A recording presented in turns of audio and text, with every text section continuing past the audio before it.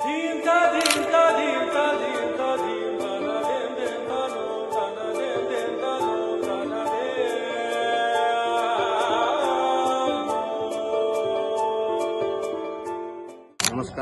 मी संतोष आनंदराव निल्लावर, अध्यक्ष बारालिंग देवस्थान समिती तामसा.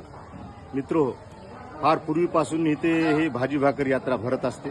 सर्व गावकऱ्यांनी या निमित्ताने मी विनंती करतो की प्रत्येक घरी जर 5-5 भाकरी जरी आम्हाला इथं मिळाल्या तर जेणेकरून इतर भक्तांना पण याचा लाभ होईल एवढी मी आशा करतो.